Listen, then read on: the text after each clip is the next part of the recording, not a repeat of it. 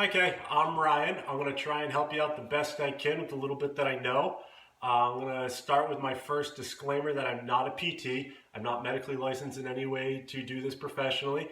I've just met a lot of physical therapists, strength coaches, LMTs over the years from doing this, experiencing things myself, different pains, and going through different exercises.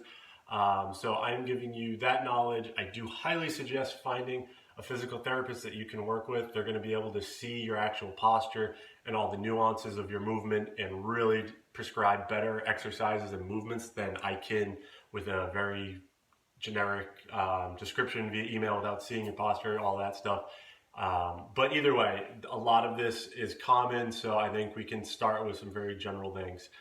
From the winged description of the shoulder, I'm going to take a guess that everything in the front, chest, shoulder is tight.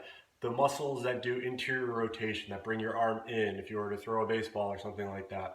A lot of times this is caused overuse, posture. My guess is you probably have a desk job, dental hygienist, people that are working forward, arms always in front of them, typing on the keyboard, moving the mouse, all that type of stuff. You tend to get really tight muscles in the front, and then the muscles that do external rotation tend to get weak. So it's going to be twofold. I'm going to suggest using the roller to loosen the muscles in the front, the pec minor, and a few other muscles I'll show you. But then I'm going to also suggest that you do some strength exercises for the opposite opposing muscles, which would be, for you, my guess is the anterior serratus.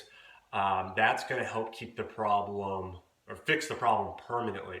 The roller helps relieve the tightness and the pain, but if you go back to your same postures and same daily movements, the same muscles stay tight and it becomes a temporary solution versus a permanent fix.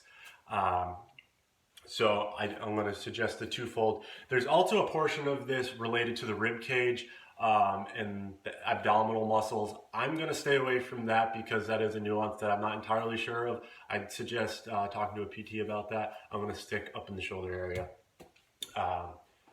So I suggest taking the roller. I hold one ball, and I'm actually going to use just one ball to do the manipulating of the muscle and the tissue.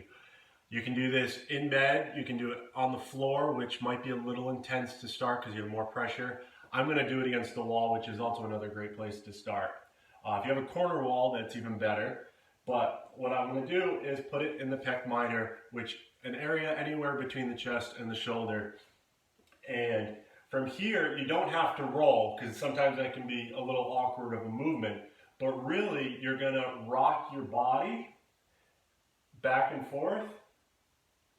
Find the spots that are tender. You can move the roller around with the other hand to manipulate a good spot. You're going to feel it. It's going to get tight. It's going to be a little painful. You don't want it to be excruciating, but you do want to get to spots that are tender and try and relax and loosen it up.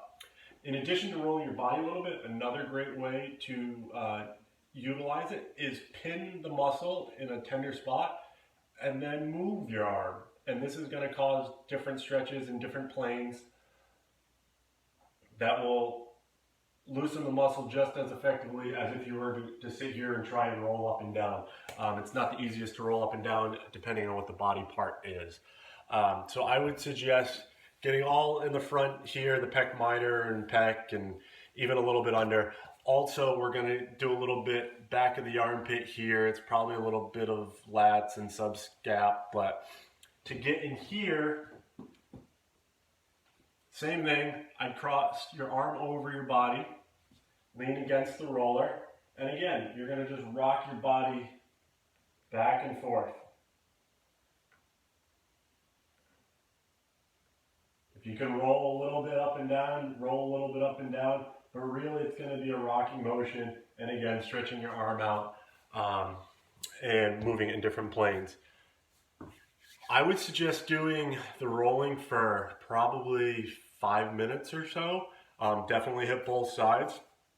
There's the longer you can do it, without going too long, obviously you don't want to break down the tissue too much, you're going to get more of a release and relaxation. After you do that, you've fallen into a more natural posture. Muscles are allowed to go where they want to go because they're not being pulled by tight muscles. This is when you're going to want to do the strengthening exercises, the serratus anterior muscles. I'm going to send you a video on scap push-ups that I think would probably be a good starting point to do right after you do the rolling. It's just something I found on YouTube. Don't know the person, don't know anything about them, but it's the exercise that I would recommend to get started. I'll give you a quick gist of it right now. Basically, in a push-up position, they have you on the floor, but you can do this against a wall to understand the motion first, or you can do it on incline in the chair. But you're going to really want to push against the wall and pretend like there's a string pulling you from your upper back. So you really want to extend the upper back. You don't want to push your butt out. Upper back, and then you're going to want to come in and let your shoulders go back. And this is going to be an awkward motion for you because the serratus is probably going to be a little uncoordinated firing. I need some work here myself. And it's going to be that motion back and forth of letting the shoulder blades come back and forward. And it's a lot less butt movement up and down, and it's more just shoulder movement. And again, it's going to be awkward at first. You're going to have to focus, but with time, it becomes easier, and you obviously get stronger. And that's going to help keep the scapula back. Also, it's going to keep the muscles that are tight stretched, because now this muscle's tighter and stronger, keeping your shoulder blade back in a more natural position. Hopefully it relieves all those pains. You might start to feel some of the neck tension go away because they're not being strained by your shoulder getting pulled in different directions.